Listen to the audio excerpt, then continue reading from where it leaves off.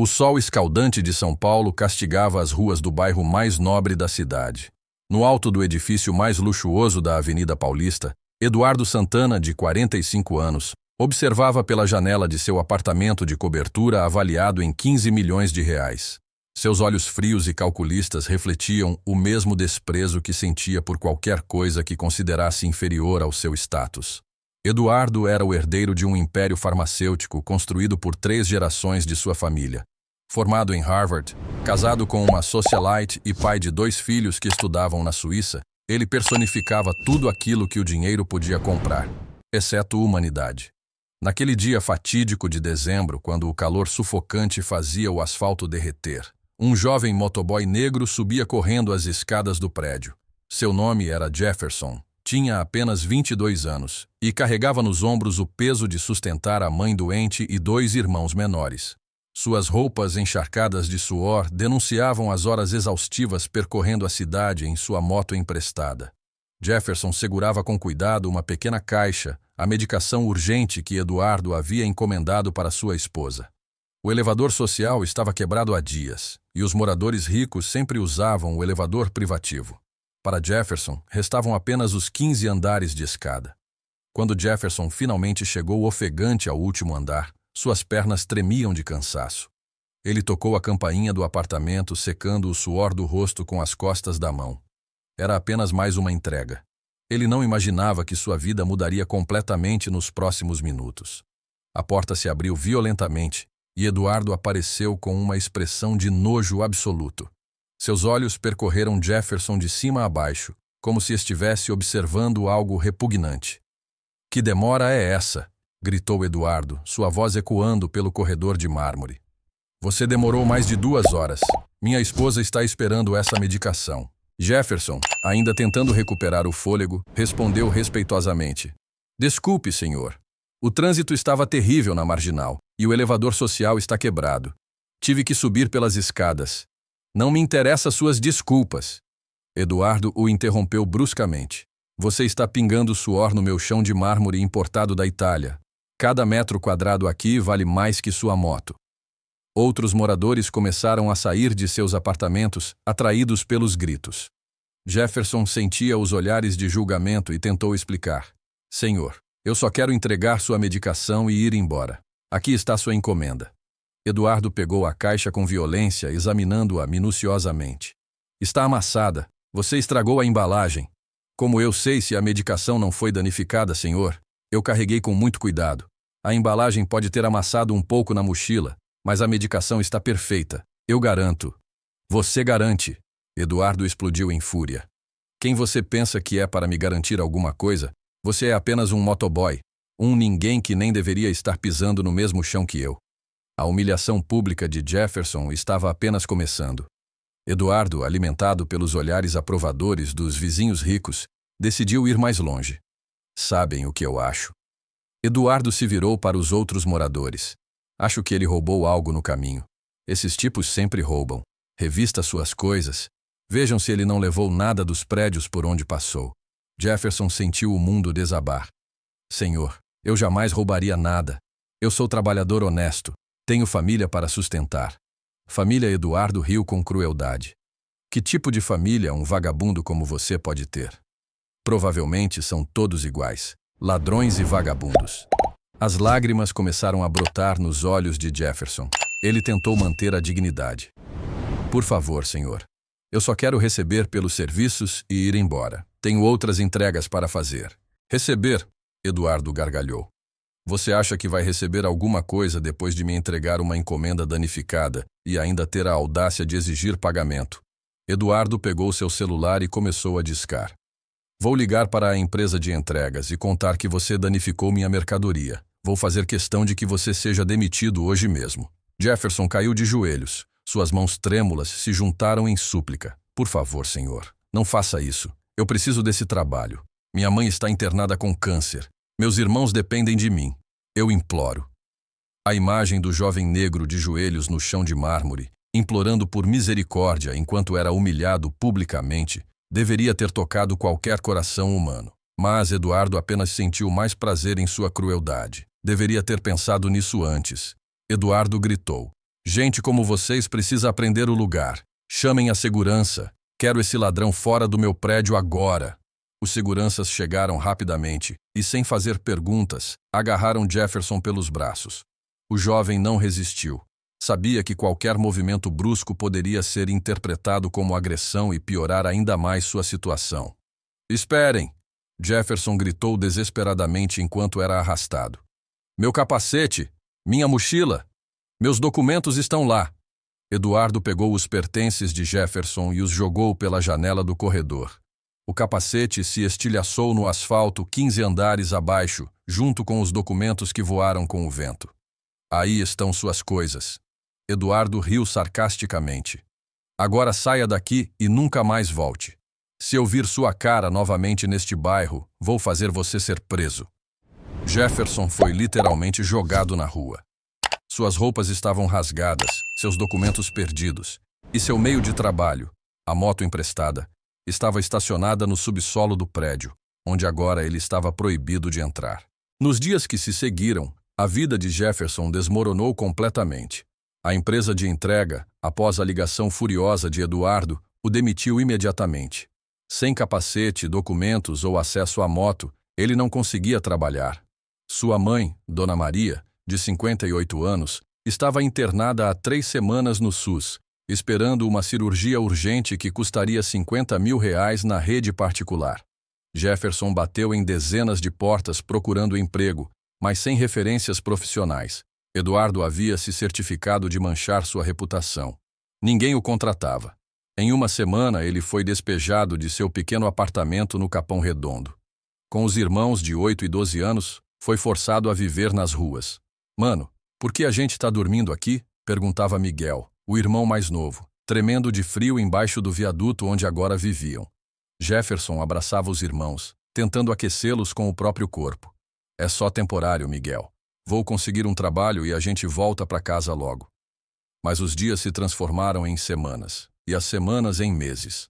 Jefferson vendia balas no sinal, catava material reciclável, fazia qualquer coisa para conseguir alguns trocados. Seus irmãos pararam de estudar porque não tinham endereço fixo nem uniforme. A mãe de Jefferson piorava no hospital. Sem condições de pagar um tratamento particular, ela aguardava na fila do SUS, que movia-se com lentidão agonizante. Toda vez que Jefferson ia visitá-la, Dona Maria perguntava pelos netos com lágrimas nos olhos. Jefinho, meu filho, onde estão o Miguel e o Pedro? Por que eles não vêm me ver?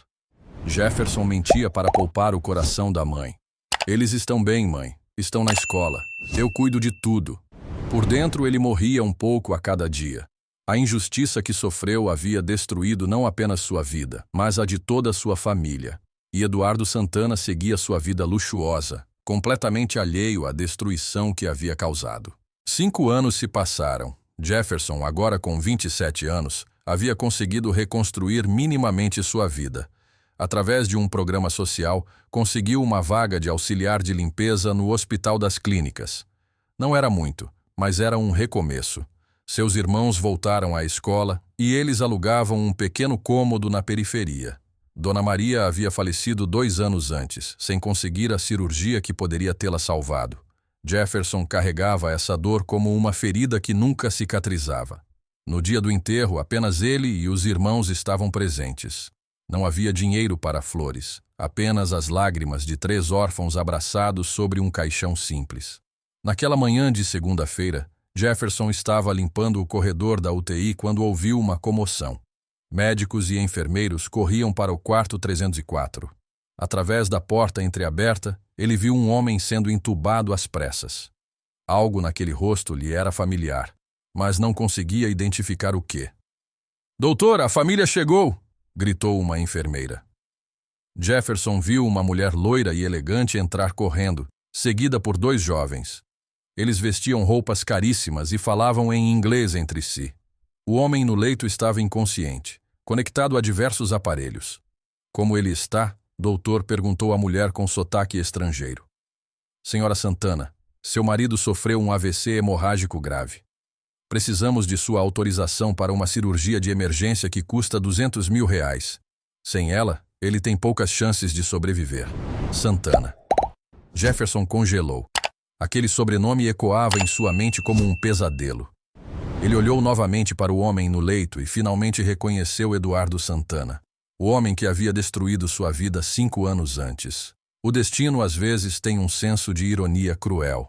Ali estava o homem que um dia o humilhou publicamente, agora completamente vulnerável, dependendo da misericórdia alheia para sobreviver. Jefferson poderia simplesmente continuar seu trabalho e fingir que não havia reconhecido ninguém. Poderia até sentir uma satisfação mórbida vendo seu algoz sofrendo. Mas algo maior falou em seu coração. Nos dias seguintes, Jefferson observou discretamente a família Santana. A esposa e os filhos vinham visitar esporadicamente, sempre demonstrando mais preocupação com questões financeiras do que com o estado de Eduardo.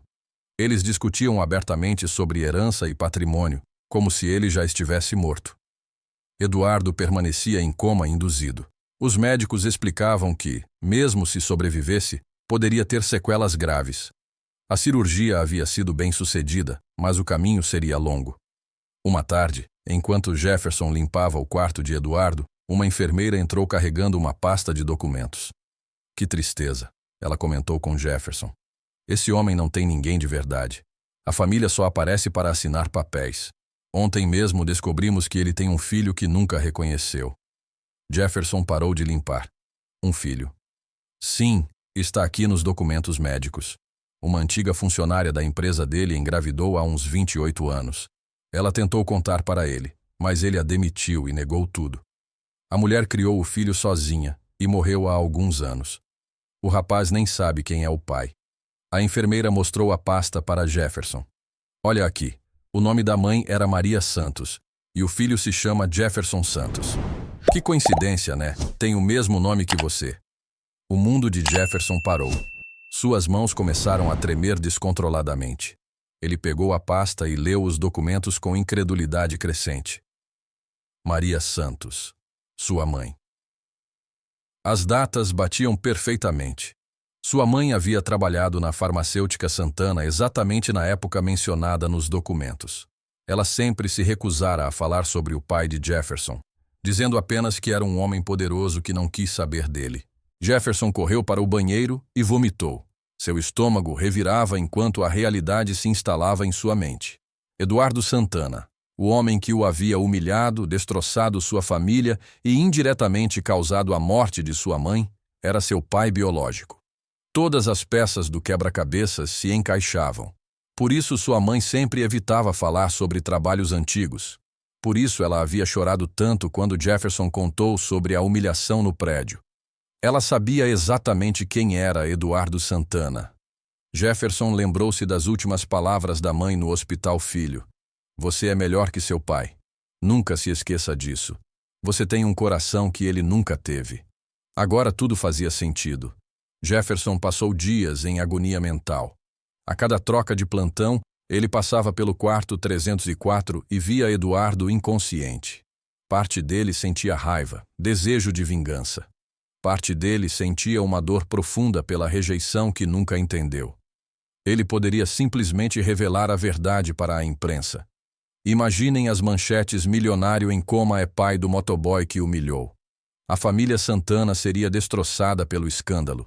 Ou poderia confrontar a esposa e os filhos, exigir reconhecimento e uma parte da herança. Afinal, ele era o filho legítimo, mesmo que nunca reconhecido. Mas Jefferson era diferente de Eduardo. A pobreza e o sofrimento não haviam endurecido seu coração, haviam o tornado mais compassivo. Uma noite, quando Jefferson estava limpando o quarto, Eduardo começou a despertar do coma. Seus olhos se abriram lentamente, confusos e assustados. Ele tentou falar, mas o tubo o impedia. Jefferson poderia ter chamado a enfermeira imediatamente. Em vez disso, aproximou-se da cama e olhou nos olhos do homem que era seu pai. Calma, Jefferson disse suavemente. Você está no hospital. Sofreu um AVC. Mas vai ficar bem. Eduardo o olhou sem reconhecê-lo. Jefferson pegou um copo d'água e molhou os lábios ressecados de Eduardo, o mesmo gesto carinhoso que fazia com sua mãe nos últimos dias dela. Vou chamar a enfermeira, Jefferson disse, mas Eduardo fez um gesto para que esperasse. Com muito esforço, Eduardo sussurrou. Obre. Gado. Era a primeira vez que Eduardo Santana agradecia a alguém que considerava inferior a ele. 2 semanas depois, Eduardo estava consciente e começando a se recuperar. Os médicos explicaram que ele teria algumas limitações motoras permanentes, mas poderia viver uma vida relativamente normal. Jefferson havia tomado uma decisão. Pediu para falar com Eduardo em particular. Quando entraram no quarto, Eduardo inicialmente não o reconheceu. Jefferson havia mudado muito em 5 anos. Estava mais magro, com barba, e as roupas simples do hospital o faziam parecer diferente. Senhor Santana, Jefferson começou, sua voz firme, mas controlada. Meu nome é Jefferson Santos. Não sei se o senhor se lembra de mim. Eduardo franziu a testa, tentando recordar. Jefferson continuou. Há 5 anos eu era um motoboy. Fiz uma entrega no seu prédio na Avenida Paulista.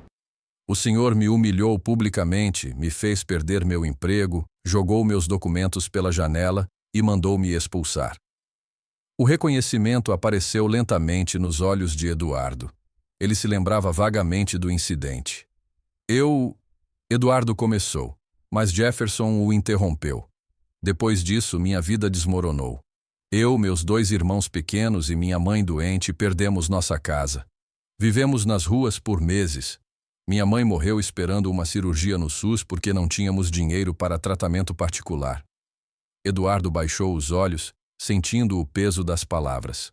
Mas não vim aqui para ouvir desculpas. Jefferson continuou. Vim para lhe contar uma verdade que descobri há algumas semanas. Jefferson pegou os documentos médicos e os colocou sobre a cama de Eduardo. Maria Santos, minha mãe, trabalhou na sua empresa há 28 anos. Ela engravidou e tentou contar para o senhor.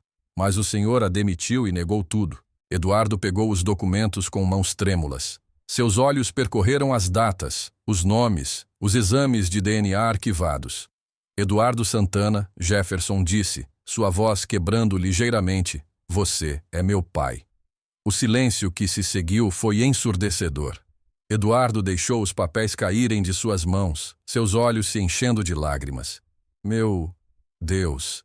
Eduardo sussurrou. Não pode ser. Pode sim, Jefferson respondeu. E sabe qual é a ironia? Há 5 anos você humilhou seu próprio filho sem saber. Você destruiu a vida de sua própria família. Você matou sua própria mãe com sua crueldade. Eduardo começou a chorar descontroladamente. Anos de arrogância e preconceito desmoronaram em segundos. Ele via agora as consequências de suas ações com uma clareza devastadora. Jefferson, meu filho, eu não sabia. Eduardo soluçava. Se eu soubesse. Soubesse o que? Jefferson o interrompeu. Que eu era seu filho, e isso faria diferença. Uma pessoa vale menos por não ser sua filha. Minha vida valia menos porque eu era apenas um motoboy. Eduardo não conseguia responder. Pela primeira vez em sua vida, ele enfrentava as consequências morais de seus atos. Jefferson poderia ter saído dali e deixado Eduardo mergulhado em sua culpa. Poderia ter contado para a imprensa e destruído a reputação da família. Poderia ter processado por reconhecimento de paternidade e tomado metade dos bens. Em vez disso, fez algo que Eduardo jamais esperaria. Todos estes anos, Jefferson disse, eu me perguntei por que minha mãe nunca falava sobre meu pai. Agora entendo. Ela não queria que eu crescesse com raiva no coração. Ela preferiu carregar essa dor sozinha para me proteger. Jefferson se aproximou da cama. Sabe por que eu estou lhe contando isso? Não é para machucá-lo ou me vingar. É para que o Senhor entenda que cada pessoa que humilhou, cada trabalhador que desprezou, cada ser humano que considerou inferior, todos eles têm famílias, sonhos, dores. Todos eles merecem dignidade. Eduardo chorava como uma criança. Eu perdoo o Senhor, Jefferson disse, as palavras caindo como bombas no coração de Eduardo. Não pelo Senhor, mas por mim.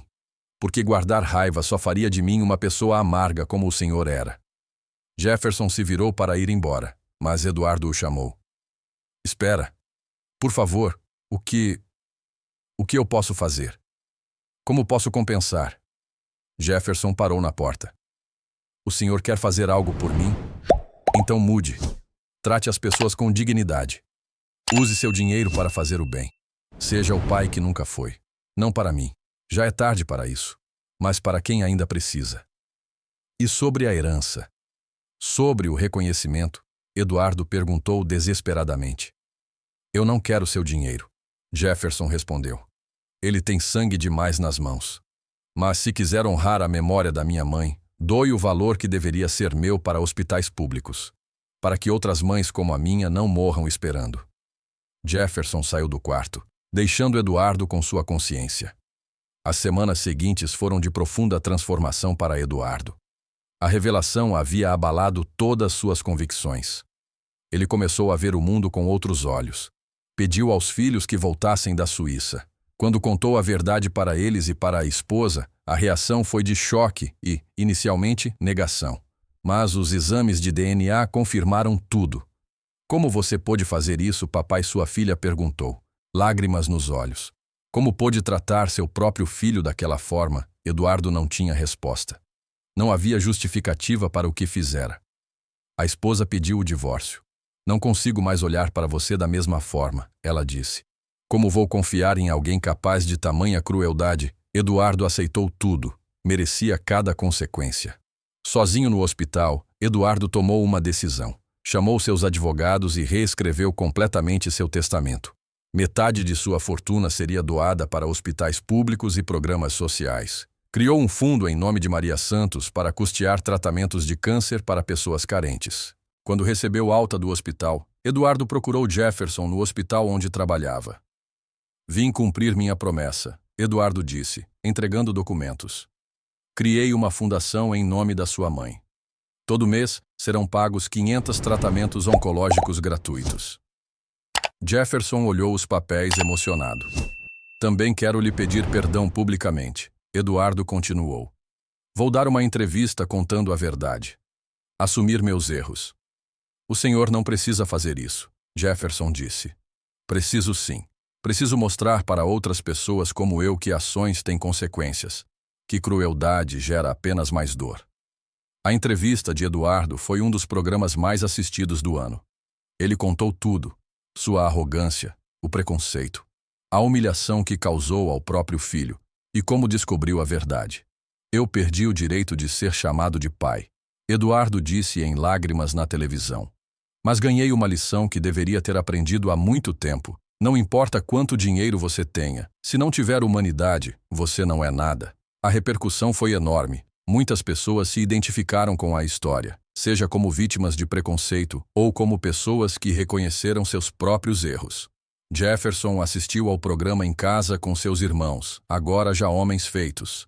Miguel havia se formado em engenharia, Pedro em medicina.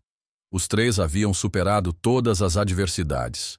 Dias depois da entrevista, Jefferson recebeu uma carta de Eduardo, meu filho.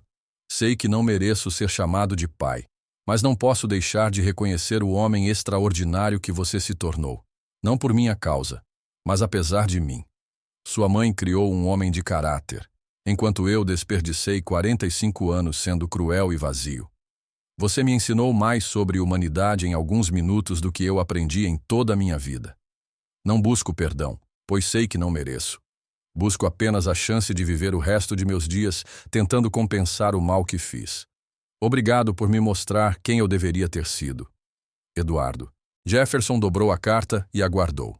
Não sentia raiva nem alegria. Apenas uma profunda paz. 2 anos depois, Jefferson havia se formado em enfermagem através de um programa de bolsas que ele mesmo havia criado com o apoio da fundação de Eduardo. Tornou-se supervisor de enfermagem do mesmo hospital onde trabalhava como auxiliar de limpeza. Eduardo cumpriu sua palavra. Dedicou-se integralmente à fundação, visitando pessoalmente famílias beneficiadas e trabalhando incansavelmente para reparar suas ações passadas. Eles se encontravam ocasionalmente nos corredores do hospital. Eduardo visitando pacientes beneficiados pela fundação, Jefferson cuidando de seus pacientes. Trocavam cumprimentos respeitosos, mas mantinham distância. Alguns laços, uma vez quebrados, não podem ser completamente reparados. Numa manhã ensolarada, Jefferson estava no cemitério visitando o túmulo da mãe. Para sua surpresa, encontrou flores frescas e um bilhete para Maria Santos, a mulher que criou o homem que me ensinou a ser humano. Perdão eterno por não ter sido o homem que você merecia. E S. Jefferson sorriu pela primeira vez ao pensar em Eduardo. Não era reconciliação. Era algo melhor, era a paz que vem quando a justiça é finalmente feita. Naquele momento, Jefferson compreendeu que a verdadeira vitória não era ter destruído Eduardo, mas ter se tornado tudo aquilo que Eduardo nunca conseguiu ser: um homem de caráter, dignidade e compaixão. A injustiça havia sido terrível, mas dela nasceu algo maior, a prova de que nem todo sofrimento é em vão, e que às vezes as maiores lições vêm das maiores dores. Jefferson olhou para o céu e sussurrou: "Obrigado, mãe, por ter me ensinado que nossa verdadeira riqueza não está no que temos, mas no que somos." O sol brilhava forte sobre São Paulo, a mesma cidade que um dia foi palco de tanta crueldade e que agora testemunhava a redenção de dois homens, um que aprendeu a ser humano, outro que nunca deixou de sê-lo. E assim, a justiça divina se completou não através da vingança, mas através da transformação. Não através do ódio, mas através do perdão. Não através da destruição, mas através da construção de um mundo melhor.